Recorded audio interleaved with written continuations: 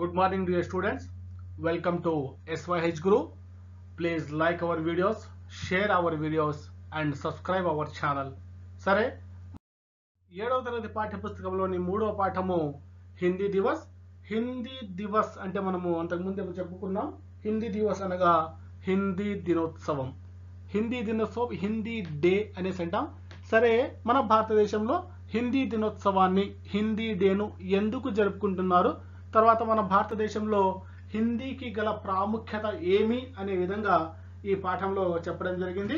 అంతకుముందు క్లాసులో మనం చెప్పుకున్నాం, హిందీ ఒక గొప్ప భాష, హిందీ మన జాతీయ భాష, తర్వాత హిందీ భరతమాతకు నుదుట బొట్టు లాంటిది, అంతటి గొప్ప భాష మన హిందీ భాష అనేసి మనం అంతకు ముందే నేర్చుకున్నాం.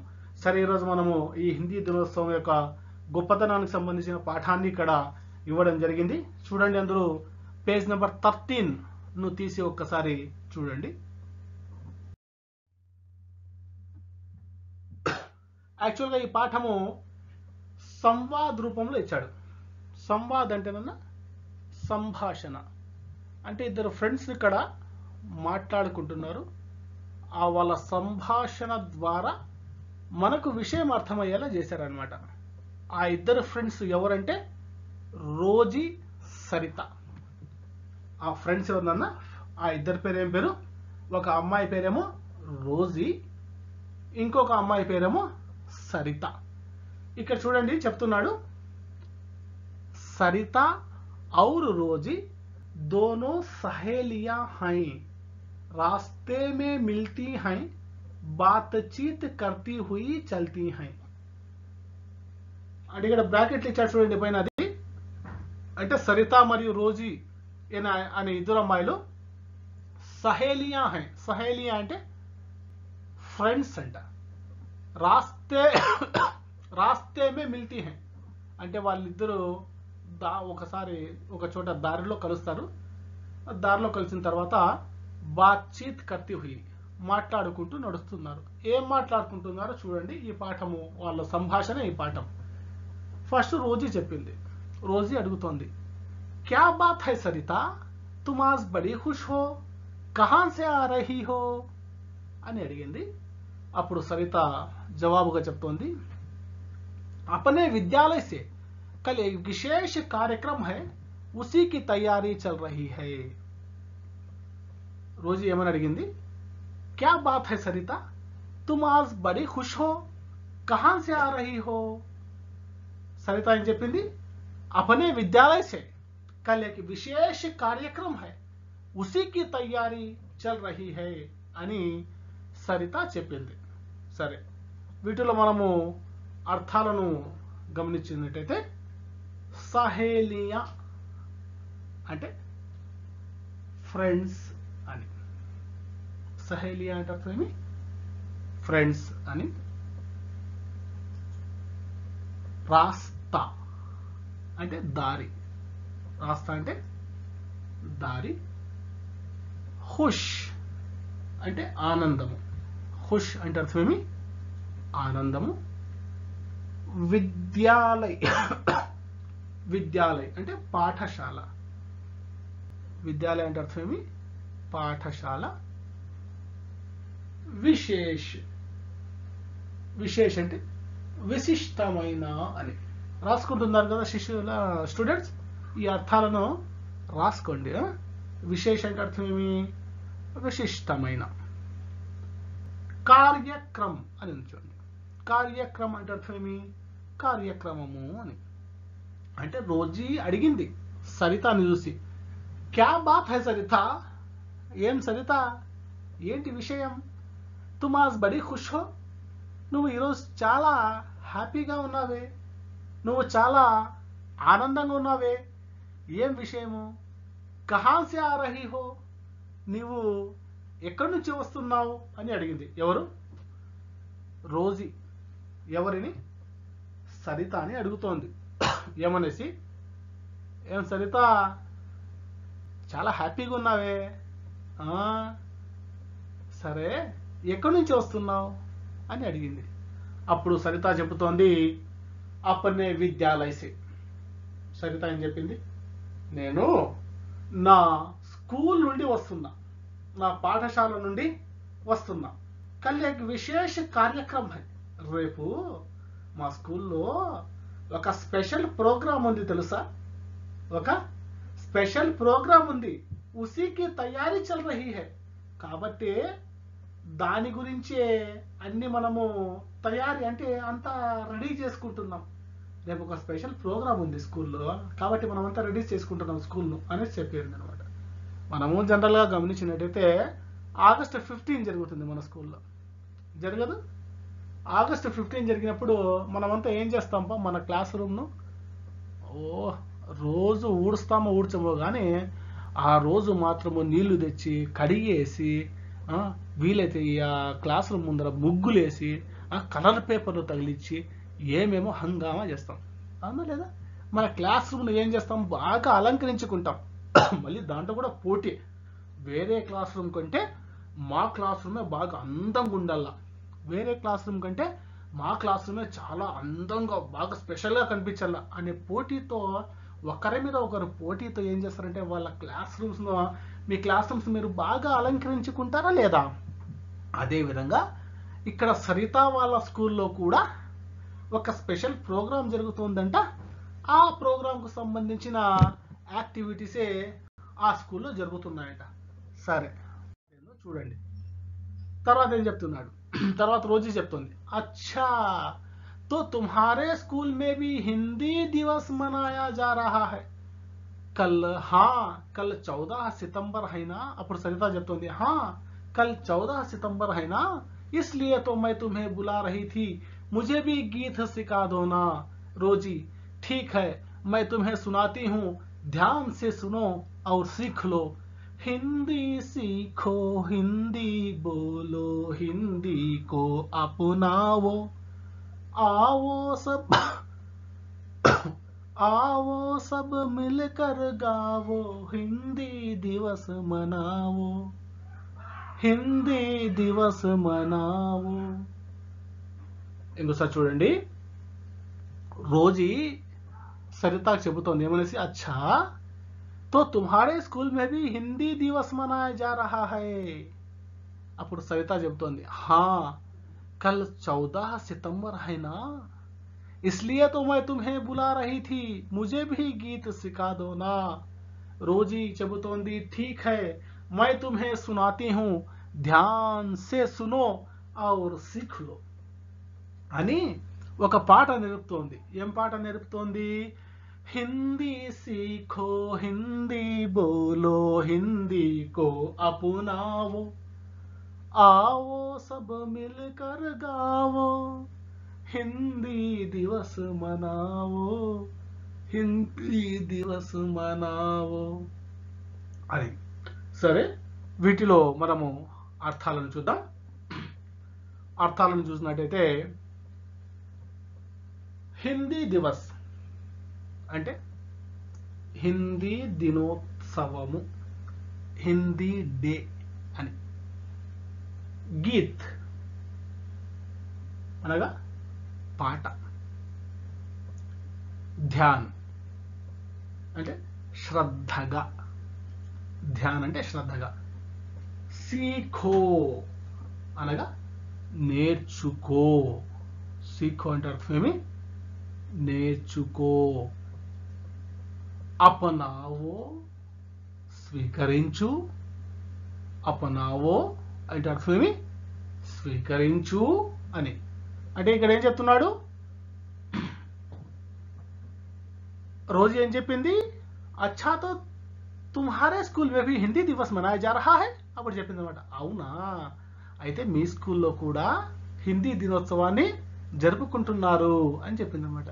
అప్పుడు సరిత చెప్తుంది, హా అవును, రేపు కల్ సితంబర్ 14 హైనా, రేపు సెప్టెంబర్ 14 కదా, ఇస్లియే తో మై తుమ్హే బులా రహీ థీ, ముజే భీ గీత్ సిఖా దో నా.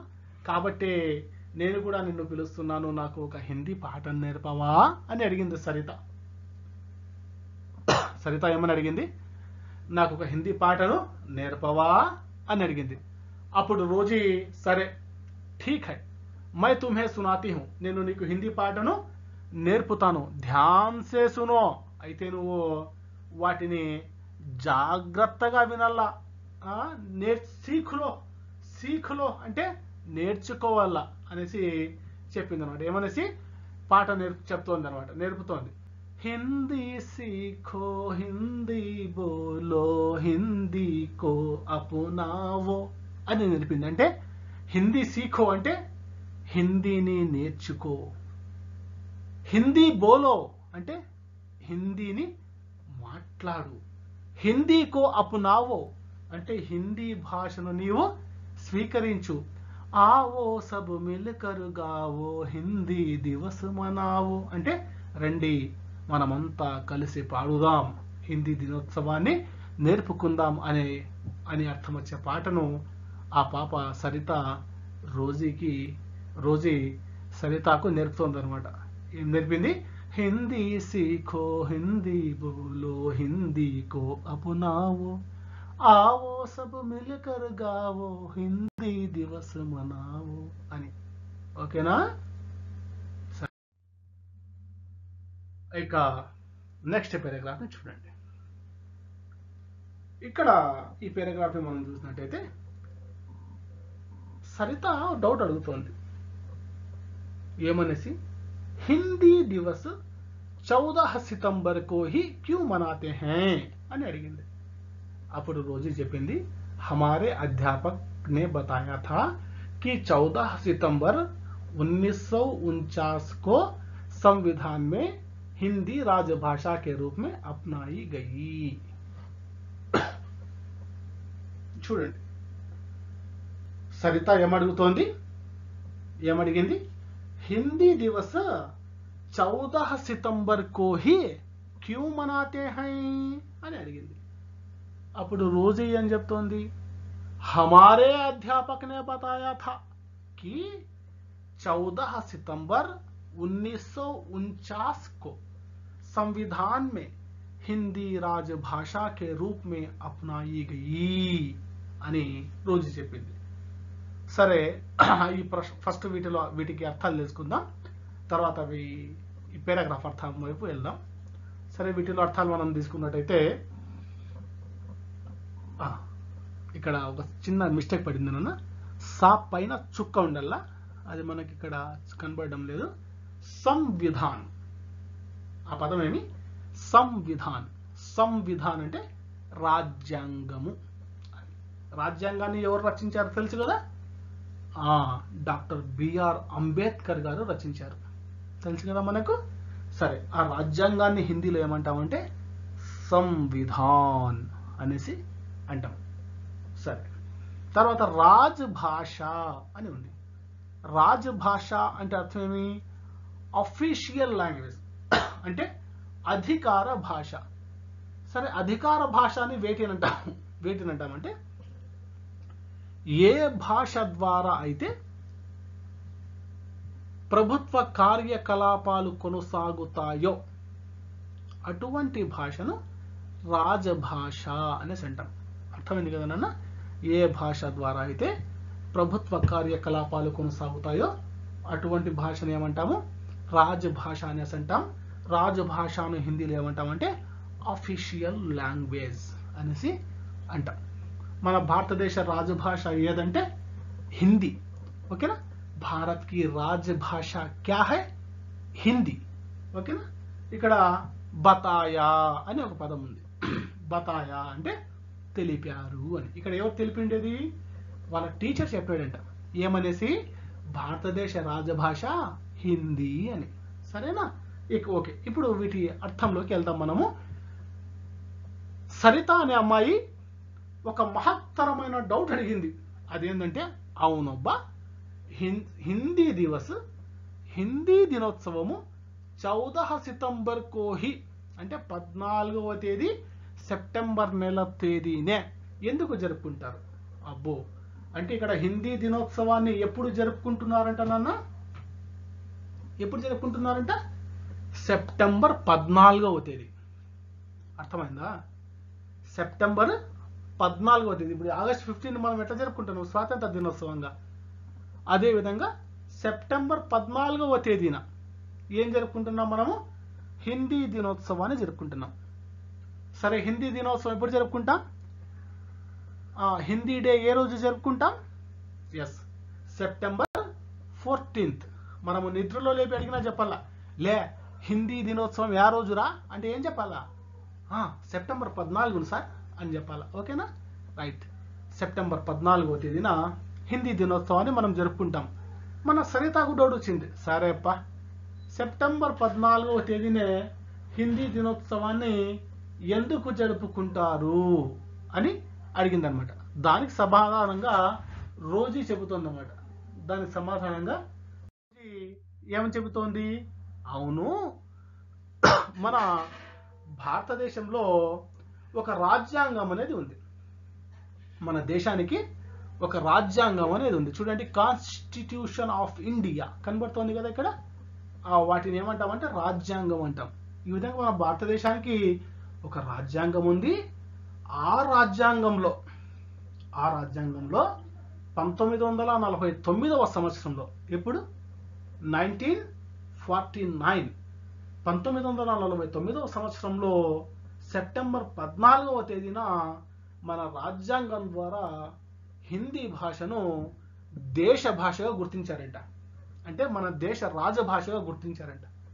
కాబట్టి అప్పటి నుండి ఇప్పటి వరకు కూడా ఏం చేస్తున్నామంటే సెప్టెంబర్ 14వ తేదీన హిందీ దివస్ని జరుపుకుంటున్నాం. ఏం జరుపుకుంటున్నాం? హిందీ దివస్, హిందీ దినోత్సవాన్ని మనం జరుపుకుంటున్నాం. ఏ తేదీ నుండి? ఏ తేదీన హిందీ దినోత్సవాన్ని జరుపుకునేది? 14 సెప్టెంబర్ తేదీ. సెప్టెంబర్ నెల 14వ తేదీన హిందీ దినోత్సవాన్ని జరుపుకుంటున్నాం. ఎందుకు ఆ రోజునే జరుపుకుంటున్నామంటే ఆ రోజునే, ఆ రోజున సెప్టెంబర్ 14వ తేదీ నాడే హిందీ భాష దేశ రాజభాషగా ఎన్నికయ్యింది. అర్థమైందా? హిందీ భాష దేశ రాజభాషగా 1949వ సంవత్సరంలో 1949 హిందీలో 1949 అంటాం. అలా 1949వ సంవత్సరంలో సెప్టెంబర్ 14వ తేదీన హిందీ భాషను మన దేశ రాజభాషగా ఎన్నుకున్నారు. కాబట్టి ఆనాటి నుండి నేటి వరకు హిందీ దినోత్సవాన్ని మనము సెప్టెంబర్ 14వ తేదీన జరుపుకుంటున్నాము అని రోజీ చెప్పింది ఎవరికి? సరితాకి. అయితే ఇక్కడ ఇంకో విషయం కూడా మనం తెలుసుకుందాం. ఏ విధంగా అయితే మన దేశంలో సెప్టెంబర్ 14వ తేదీన హిందీ దినోత్సవాన్ని జరుపుకుంటున్నామో అదే విధంగా ప్రపంచవ్యాప్తంగా జనవరి 10వ తేదీని ఇంటర్నేషనల్ హిందీ డేగా జరుపుకుంటున్నాం. విశ్వ హిందీ దివస్. ఏం డేగా? ఇంటర్నేషనల్ హిందీ డేగా. ఏ తేదీన?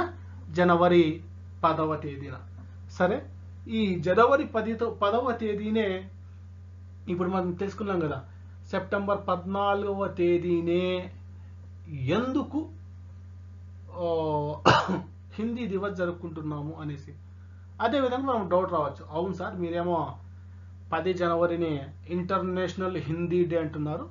సరే, 10 జనవరి తేదీనే ఎందుకు ఇంటర్నేషనల్ హిందీ డే అని జరుపుకుంటాము అనేసి ఎవరైనా మనము ప్రశ్నించామనుకోండి, దానికి కూడా మనము ఖచ్చితంగా సమాధానము చెప్పవచ్చు. ఓకేనా?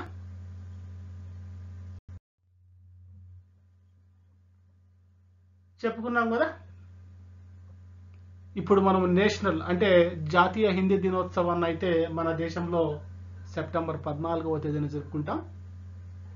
అంతర్జాతీయ స్థాయిలో హిందీ దినోత్సవాన్ని జనవరి 10వ తేదీన మనము జరుపుకుంటాం అనుకున్నాం కదా. జనవరి 10వ తేదీనే ఎందుకు అంతర్జాతీయ హిందీ దినోత్సవాన్ని జరుపుకోవాలా అంటే దానికి ఒక కథ ఉందన్నమాట. ఏంటంటే 1975వ సంవత్సరం అది. 1975వ సంవత్సరంలో నాగపూర్ అనే ఒక నగరంలో, ఆ నగరం అయినా అది నాగపూర్, మహారాష్ట్రలో ఉంది అది. ఓకేనా? 1975లో జనవరి 10వ తేదీన నాగపూర్ అనే ఒక నగరంలో విశ్వ హిందీ సమ్మేళనం జరిగింది. అంటే ప్రపంచంలో ఉండే హిందీ ప్రేమికులంతా, అంటే మన దేశంలోనే కాదప్పా, అంటే విదేశాల్లో రకరకాల దేశాలన్నీ ఉన్నాయి కదా మన ప్రపంచంలో, అలా వేరే వేరే దేశాలలో నివసించే హిందీ ప్రేమికులంతా పిలిచి అక్కడ ఒక విశ్వ హిందీ సమ్మేళనం జరిగింది. అంటే మీ ప్రపంచ హిందీ సమ్మేళనం అంటే మీ ప్రపంచంలో హిందీ మాట్లాడే వ్యక్తులను అందరినీ తెచ్చి ఒక చోట జమ చేశారు, నాగపూర్ అనే ప్రాంతంలో. ఇప్పుడు 1975లో అలా ఫస్ట్ టైము ప్రపంచవ్యాప్తంగా ఉండే హిందీ ప్రేమికులంతా కలిశారు. కాబట్టి 2006వ సంవత్సరంలో ఏం జరిగింది, ఆనాటి ప్రధానమంత్రి అయిన శ్రీ మన్మోహన్ సింగ్ గారు ఆ జనవరి 10వ తేదీన హిందీ అంటే ఇంటర్నేషనల్ హిందీ డేగా జరుపుకోవాలనేసి ప్రకటించారు. ఎవరు? మన మాజీ ప్రధానమంత్రి అయిన శ్రీ మన్మోహన్ సింగ్ గారు. కాబట్టి ఆనాటి నుండి అంటే 2006 నుండి అంటే దాదాపు 14 సంవత్సరాల నుండి మనము జనవరి 10వ తేదీని కూడా ఇంటర్నేషనల్ హిందీ డేగా మనం ఇక్కడ జరుపుకోవడం జరుగుతుంది అన్నమాట. కాబట్టి ఈ విధంగా మన అంతకుముందు మనం కేవలము జాతీయ హిందీ దినోత్సవాన్ని జరుపుకునే వారము, కానీ ఇప్పుడు హిందీ భాష యొక్క గొప్పతనము ప్రపంచ స్థాయికి చేరింది. కాబట్టి ఇప్పుడు మనము అంతర్జాతీయ హిందీ దినోత్సవాన్ని కూడా జరుపుకుంటున్నాం. కాబట్టి విద్యార్థులారా, ఈ పాఠానికి ఇంతవరకు జరిగిన వాటిలో మీకు ఏమైనా డౌట్స్ ఉంటే మీరు మీ డౌట్స్ను కింద కామెంట్ బాక్స్లో టైప్ చేయండి. ఖచ్చితంగా మీకు వాటికి సమాధానాలు చెప్పడం జరుగుతుంది. So keep watching SYH Guru. Thank you so much.